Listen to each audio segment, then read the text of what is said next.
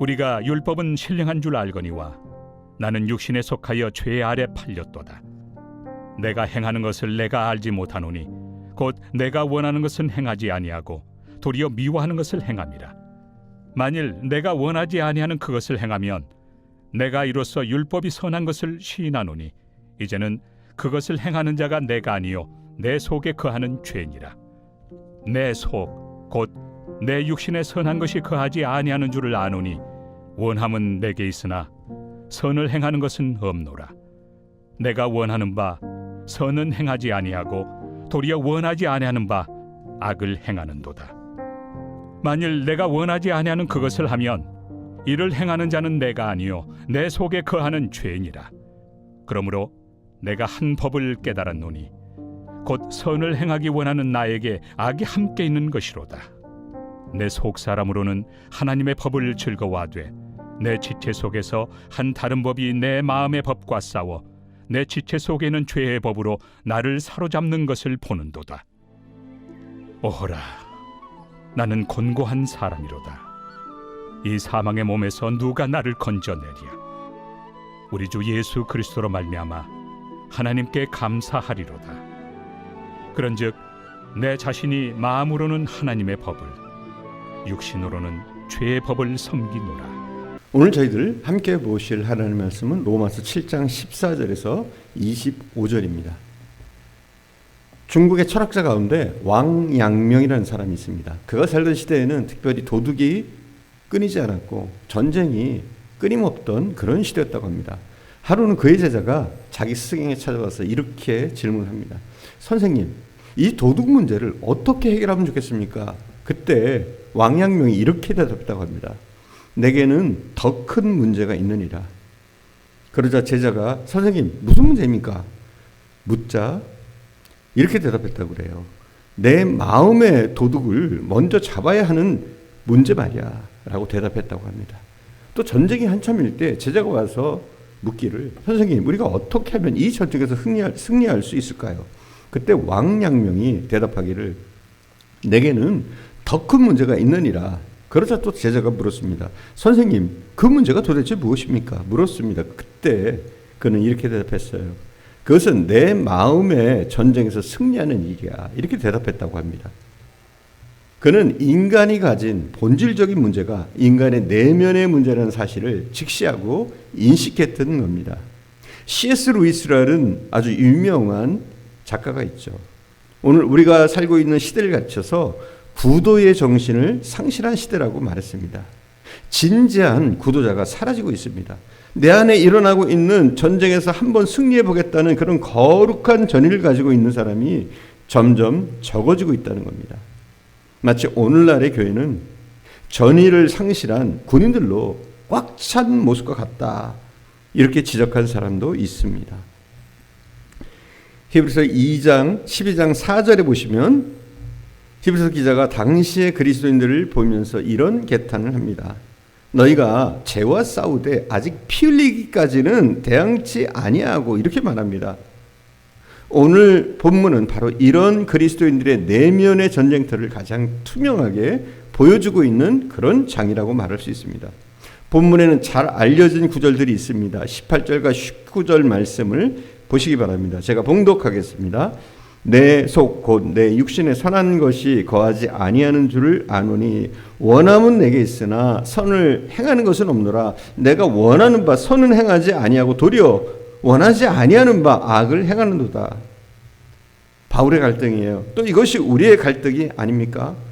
본문의 가장 유명한 구절은 아마도 24절 말씀인 것 같습니다. 오라 나는 공고한 사람이로다. 이 사망의 몸에서 누가 나를 건져내랴.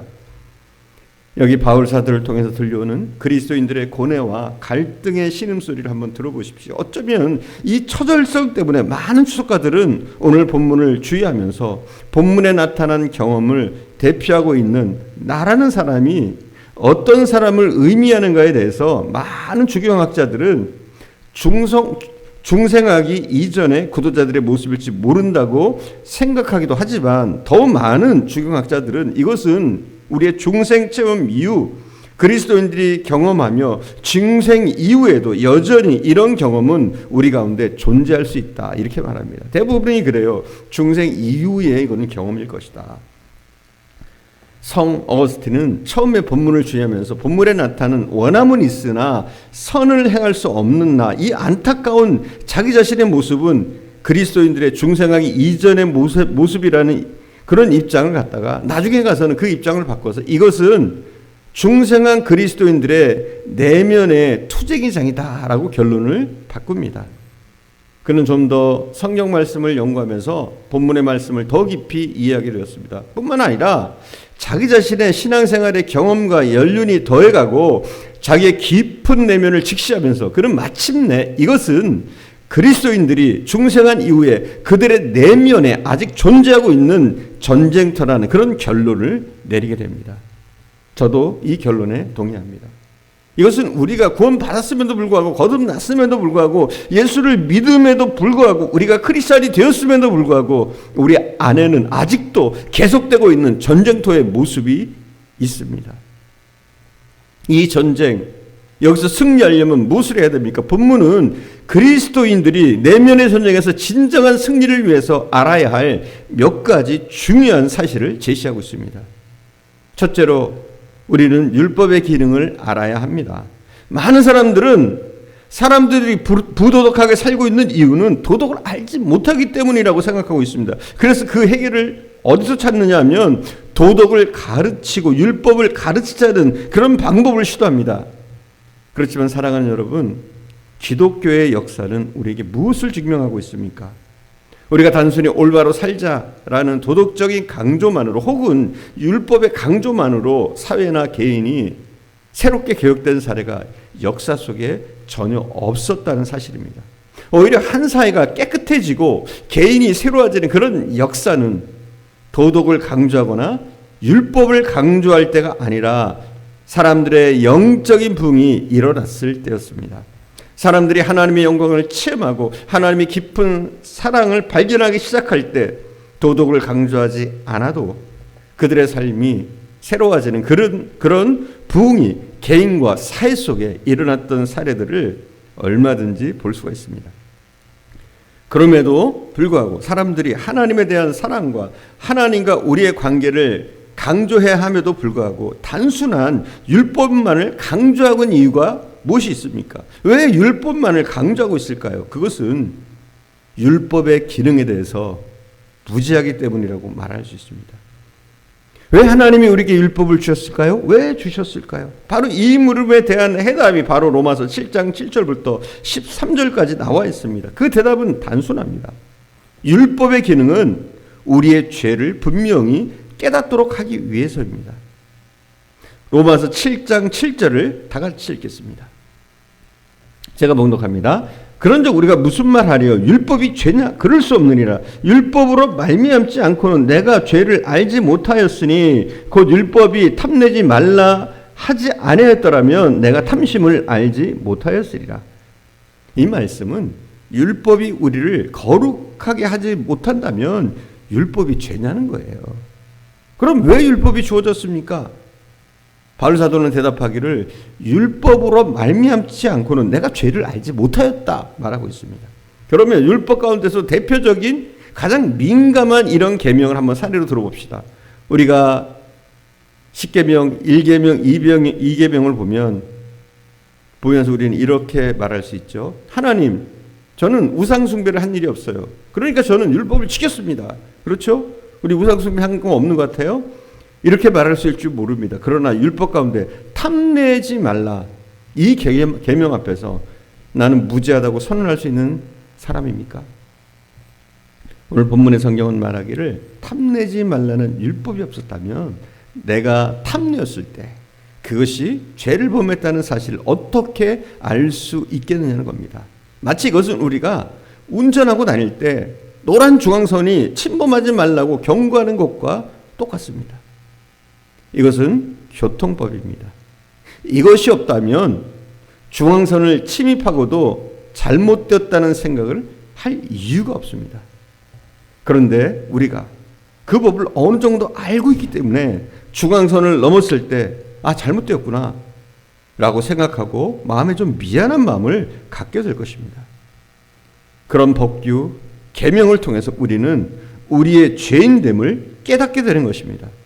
사도는 이것을 보다 분명하게 못 박아서 이렇게 말합니다. 13절을 보겠습니다. 그런즉 선한 것이 내게 사망이 되느냐? 그럴 수 없느니라. 오직 죄가 죄로 드러나기 위하여 선한 그것으로 말미암아 나를 죽게 만들었으니 이는 계명으로 말미암아 죄로 심히 죄되게 하려 함이라. 이 말씀처럼 율법의 기능은 율법을 통해서 우리의 죄를 깨닫게 하는 것입니다. 기도하겠습니다. 사랑하는 주님, 오늘도 우리에게 함께 하심을 감사를 드립니다. 우리는 정말 연약하고 공고한 자들입니다. 바울의 고백처럼 오라 나는 곤고한 사람이로다. 이 사망의 몸에서 누가 나를 건져내랴. 우리 속에 있는 끊임없는 영적 전쟁이 우리 속에 일어남을 봅니다. 우리는 이 영적 전쟁에서 승리하길 원합니다. 이 승리를 위해서 무엇보다도 율법을 알기로 합니다. 율법의 기능이 무엇인지, 율법의 정의가 무엇인지 우리는 깨달아 알아야 할 줄 믿습니다.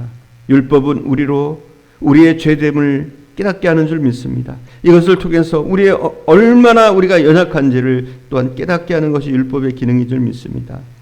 사랑하는 주님, 우리가 율법의 매인 자들이 아니라 예수 그리스도의 그 법에 매어서 이제는 자유함을 얻도록 우리가 승리할 수 있도록 주님 인도해 주시기를 원합니다.